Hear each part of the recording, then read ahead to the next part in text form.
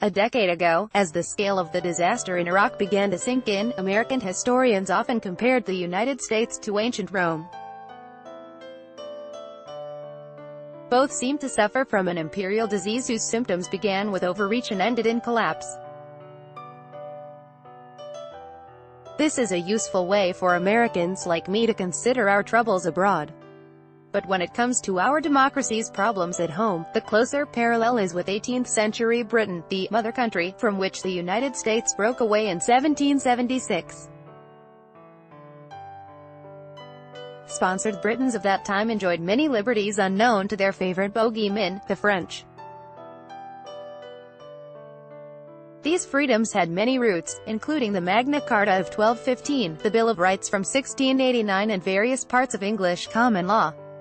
Most Britons saw their country as God's favorite and thanked their constitution, a general term for established forms of law and government, for their rising glory. Yet, for all the liberties it tolerated, that constitution's real goal was to shield wealth and privilege from popular demands. Rejecting aristocracy in the House of Lords, the privileged group was the aristocracy that still owned about 80% of all the arable land in England. In the House of Commons, the favored ones were rising merchants, bankers and industrialists.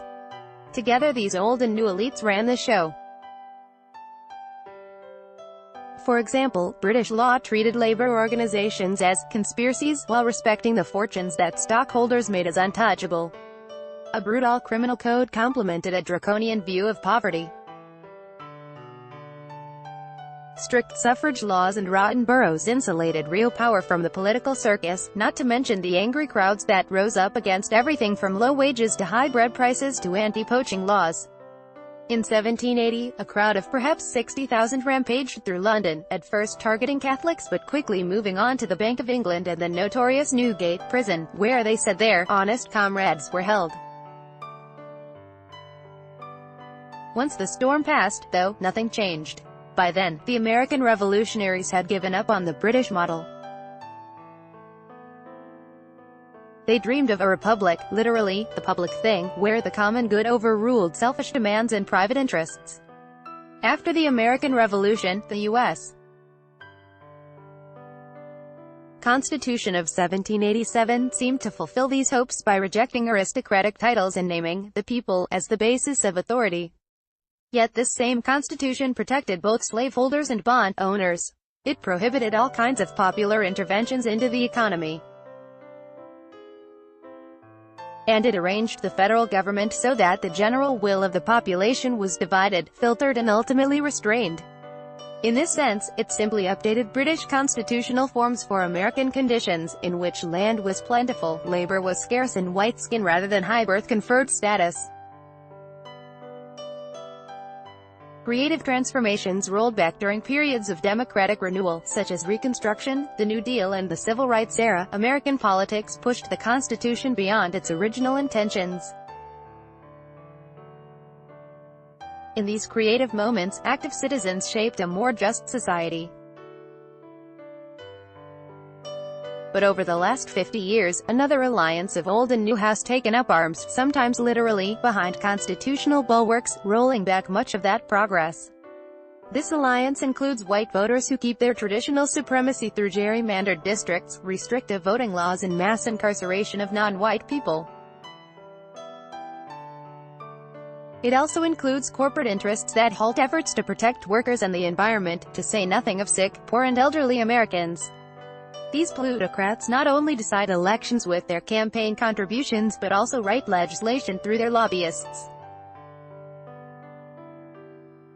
As a now famous study from 2014 empirically shows, majority needs and wishes in the United States have virtually no impact on public policy, regardless of which celebrity candidate wins office. A rigid political system in America now, just as in Britain then, most people object.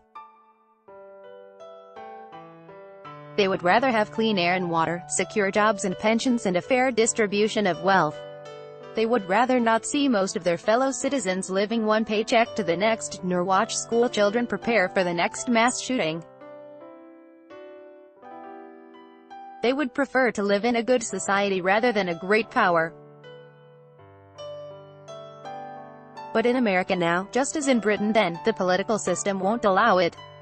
Even if non-white majorities pile up in some congressional districts, the Senate and Electoral College will neutralize them. Even if dozens of Bernie Sanders acolytes get into office, their ideas will run aground in congressional committees awash in corporate influence. And if progressive hopes ever make it onto the books, federal courts stocked with hard-right judges will strike them down, no matter what kind of blue wave arrives in 2020, 2024 or indeed 2040. In short, there is no reason to assume that under the current Constitution, the demographic and cultural changes of the past generation will fundamentally challenge Donald Trump's America. After all, the British Constitution of the 1700s held firm through much of the 1800s, despite the upheavals of the Industrial Revolution. It gave ground in periodic reform acts, but otherwise kept democracy at bay.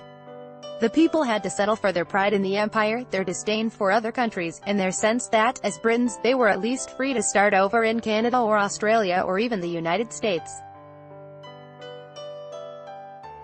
By J.M. Opel, Associate Professor of History, McGill University. This article was originally published on The Conversation. Read the original article.